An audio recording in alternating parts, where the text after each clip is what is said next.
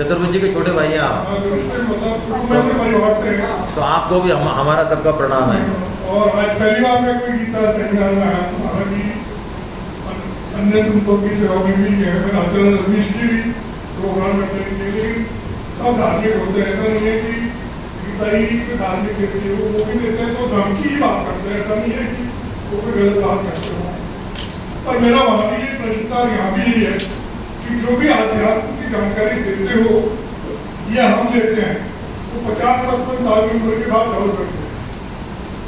युवावस्था में 55 में ऐसी कोई भी विधि नहीं परिवार के अलावा जो उसमें संस्कार में आते हैं। मुसलमानों को देख लो, जैन धर्म को देख लो, बहुत सारे धर्म मैंने ऐसे देखे जिनके बच्चे 4 साल 5 साल के होते हैं, तब से मंदिर मस्जिद में जाने लग जाते हैं। मैं मेरे घर का उदाहरण देता हूँ। आज मेरे बेटों को मैं 25 भगवान की फोटो लगा दूँ तो बताने में मुझको ये कौन से भगवान।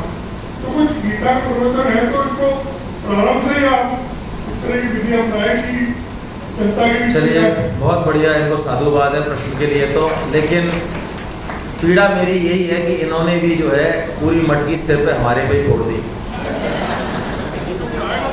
ये बहुत बड़ी हम लोगों की बड़ी, क्या कहें इसको, है ना, मतलब रोटी खाने का नंबर आएगा तो हम याद नहीं आएंगे कि भाई साहब पहले आप खाया, हम बाद में खा लेंगे। हाँ, बच्चों को शिक्षा देनी है तो आप दो, क्यों दो भाई। ये चिंता बहुत अच्छी है कि बच्चे शिक्षा नहीं ले रहे हैं, लेकिन ये चिंता का इलाज कौन करेगा। अरे मेरी बात सुनिए, बच्चे आए किस लिए, कौन लाया बच्चों को। आप भागवतम का श्लोक देखिए, ऋषभ देव जी ने प्रवचन दिया है। मैं शास्त्र की बात करूंगा, मेरा कोई विरोध नहीं है किसी से। ऋषभ देव जी के 100 पुत्र हैं और ऋषभ देव जी ने इतनी बढ़िया बात कही है प्रवचन में, जिसको सुन लें यदि हम तो हमारे पैरों के नीचे से जमीन खिसक जाए। हम किस गलतफहमी में। ऋषभ देव जी ने कहा वो पिता पिता नहीं है, वो माता माता नहीं है, जो अपने गर्भ से आए हुए बच्चे को भगवान की तरफ नहीं मोड़े। तो वो बंधु बंधु नहीं है, भगनी भगनी नहीं है, गुरु गुरु नहीं है। क्या हमारा ऐसा एटीट्यूड है?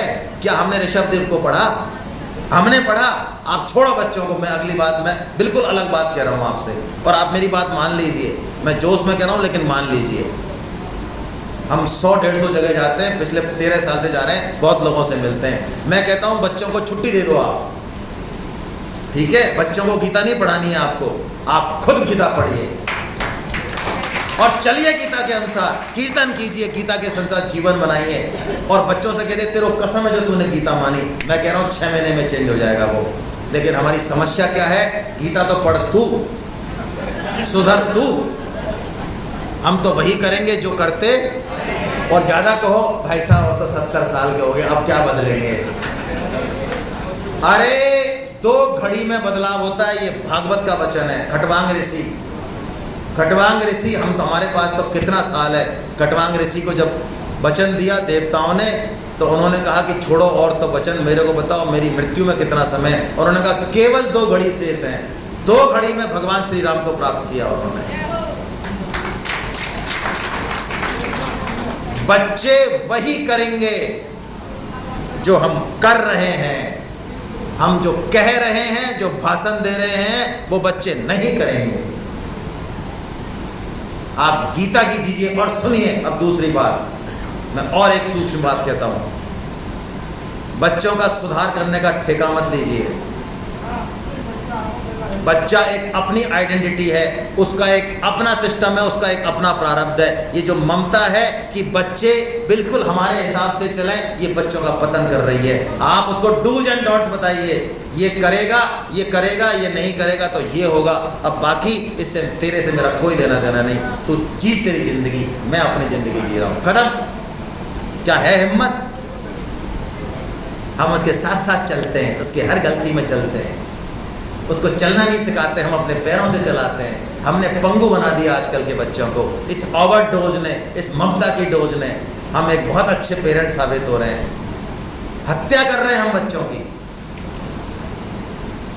इसलिए आपकी चिंता वाजिब है, लेकिन जो आपने सॉल्यूशन बताया वो बिल्कुल वाजिब नहीं है।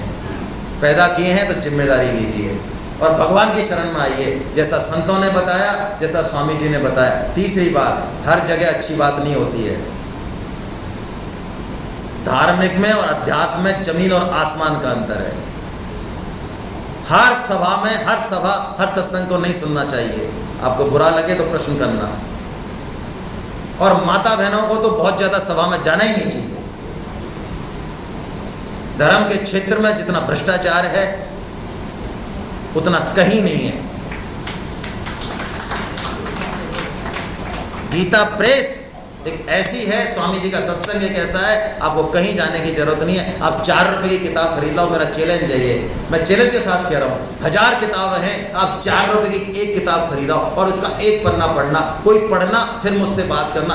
एक पन्ना यदि आपका जीवन नहीं बदलता तो मुझसे कहना। आप क्या जरूरत है आपको गुरु की? क्या जरूरत है आपको कहीं जाने की? क्या आपके पास जो सामान है उससे लाभ उठा लिया आपने? कहाँ भटक रहे हो और क्यों भटक रहे हो? क्या मेरे पास जो सामान है, 4 रुपए की किताब है, क्या मैंने उससे लाभ उठा लिया, उसको पढ़ लिया? मेरे पास घर में गीता रामायण है, क्या मैंने पढ़ ली?